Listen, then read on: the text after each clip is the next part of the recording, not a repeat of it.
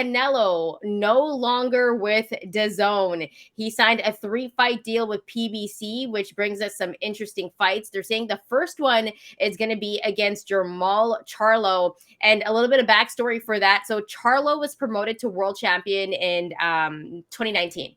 Right. So instead of accepting a mandatory title defense against Charlo, Canelo accepted the WBC offer to be promoted to franchise champion. And I know what you're thinking. Okay, that's really, really confusing. But pretty much he didn't take the fight with Charlo at that time. And then everybody started to say he was ducking him. Right. That was the thing. People were like, oh, Canelo's ducking Charlo. And it was one of the names on the list that everyone kind of questioned.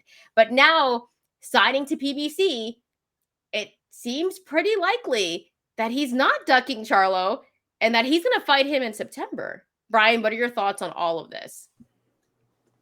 Hopefully that wasn't that confusing for people, because we tried to explain the whole franchise champion thing leading up to Vasily Lomachenko and Devin Haney. So thank you to everybody who's here, and we'll get more people as the show goes. It's usually how this goes.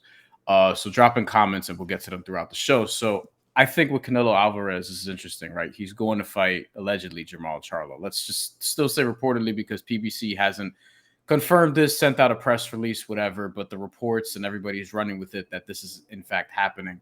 And Canelo Alvarez is supposed to fight Jermall Charlo. And I think, one, it will be a great fight.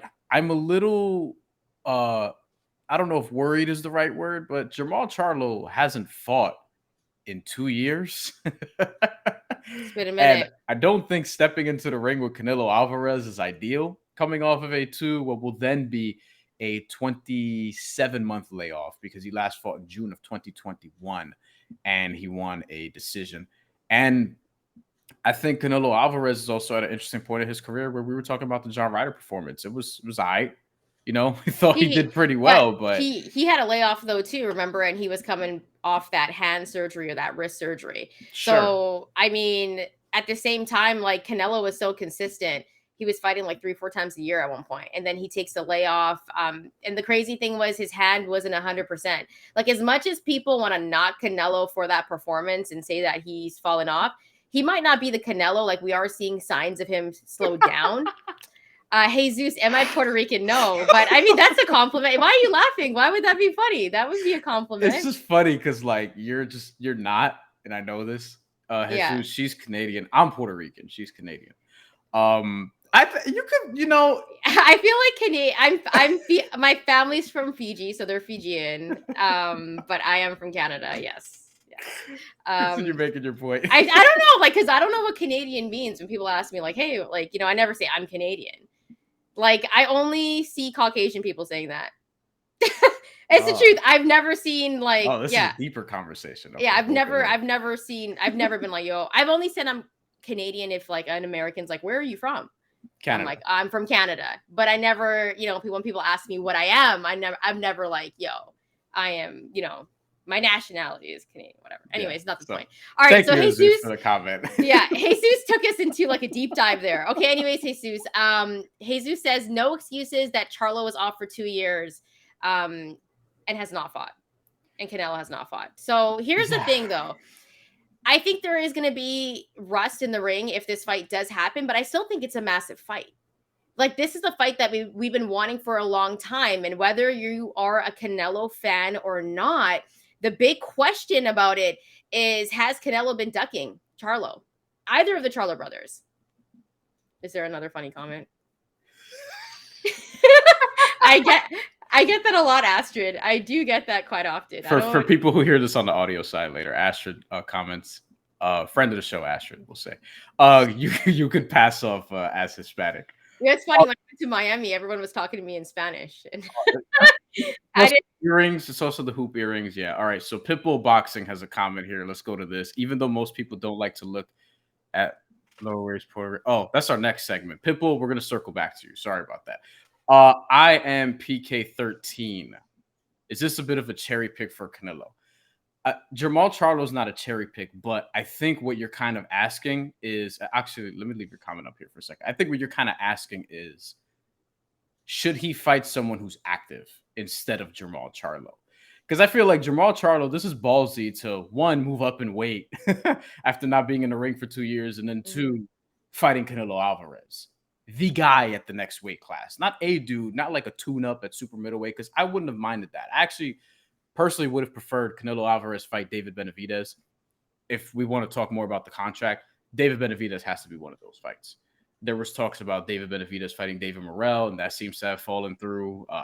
We don't know if that's going to happen. Maybe they circle back to it. Yeah. I think in a perfect world, if you do get Canelo Alvarez and Jermall Charlo, David Benavidez versus David Morrell at the end of the year, the winner of that fight, fighting Canelo Alvarez or Jermall Charlo, whoever wins next May. I think that would make a lot of sense. But for me, I don't think this is a cherry pick, but I do wonder about, like, because Canelo will be at a clear advantage here, having been more active, this being his weight class and all those different things. But is it a cherry pick? Because I feel like I know we're getting this fight a little bit later than we should, but I think this is a fight that a lot of people wanted to see. People wanted to see Canelo and Charlo at one point, and now we're going to possibly be getting it. So you're saying it's not to be? I don't think okay. so. Yeah, because I think this is a tough fight for Canelo. Look at what I John Ryder did to him. He took him the distance. Like, are we saying that Jermall Charlo isn't better than John Ryder?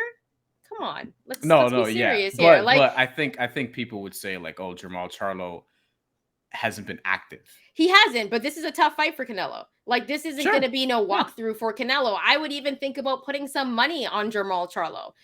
If it was Jermell and Canelo, I think I could be, more, I guess, convincingly to lean towards Jermell, maybe. I'm not doing that. You don't like Jermell? Okay, whatever. No, it's not. I think Bryan's low-key a Charlo hater, both brothers. That's not the point. That's not the point. I've covered the Charlos. I like the Charlos, but, like, Jermall's just been an overall better pro. I think they're both good. I think they're both good, and that they shouldn't be taken, like, lightly. So I don't think it's a cherry pick. I think John Ryder was a cherry pick. That's what I think. I don't think a Charlo brother is a cherry pick at all. Pitbull Boxing says Jermall's coach Ronnie Shields said that Charlo has been keeping in shape but had to deal with some personal problems with his wife.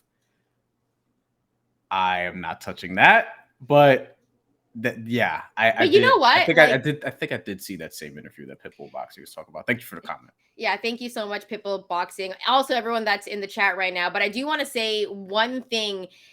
I think keeping in shape and being in the ring and having rounds are two different things. Like, you can stay in shape outside the ring and work out and do all this, but it's totally different when you're in the ring getting rounds against dudes. Totally different. So just regardless of the fact if Jermall is going to be in shape coming into this fight, Canelo just had a fight. So I think it's different when you're actually active. And so I don't think this is a cherry pick. I think this 3-fight deal for Canelo is probably going to be some really exciting fights. We're probably going to get him against Jermall Charlo, hopefully. As boxing fans, you never know. And David Benavidez, I think that's the fight that everyone wants to see. So the winner of possibly Charlo and Canelo would probably get David Benavidez, maybe. But I think regardless, this gives us a path to David Benavidez and Canelo. And that's the one that we all want to see. That's the pay-per-view fight. And that's the fight that's going to have casual fans coming in, I think. It's weird because it would make more sense in the reverse. David Benavidez fights Canelo Alvarez in September. Charlo has a fight, just a fight before the end of the year, moves up in weight super middleweight. Mm-hmm. And then Charlo and Canelo happens in next May. But, you just take the fights as you can get them with this sport. But look, the PBC deal, if you want to look at some other sort of options moving forward, right? At super middleweight, it's basically David Benavidez, David Morrell, Demetrius Andrade. And does he run it back with Caleb Plant? I wouldn't mind, but I just don't think there's a point for it. Like, if I'm Canelo, why do I fight Plant again? He just lost against David Benavidez. And I don't want to see that fight. And then if Jermall Charlo is going to move up from middleweight, the other guys you would look at to potentially move up is like Carlos Adames. Yeah. Maybe Erislandy Lara, and they run it back. But it's like, is that really that interesting? Nerds such as myself would like that because I thought Lara beat Canelo the first time, low key, though it was very, very close. Very close. Yeah. And some people see it as a robbery, yes. But I still think Canelo did enough to win. And at light heavyweight, if Canelo's going to try that again, there's really only two dudes, and neither of them are PBC fighters. That is a 2-fighter weight class right now, although we may or may not get to another light heavyweight later on in the show. But that's kind of where we're at as it pertains to Canelo in this deal. Yeah, so what we would like to know is who you want to see Canelo fight on this 3-fight deal. Do you think it's a good move for him? And do you think that we're going to get the Canelo that we were used to seeing before he fought John Ryder and went the distance? And I think that's one of the biggest questions too. What Canelo are we going to see on this deal? I think this 3-fight deal makes sense. It's not a long-term deal, but I think he's going to get those names. Like we're going to get Charlo, hopefully Benavidez and Morrell. I think Morrell needs a little bit more experience before getting into the ring with a guy like Canelo. But one thing that's probably dead because now they're at different networks. Edgar Berlanga and Canelo, because Berlanga is now asking for Jaime Munguia. And, let's get it right into it, Bryan, because you were at this fight covering it for the mandatory, getting all of our footage. By the way, if you haven't seen it, make sure to hit up our YouTube page, hit up, our TikTok. It's all on there at the mandatory TKO. That's where you can Instagram. find us. Yes. Make sure to hit that like and subscribe button Twitter. as well.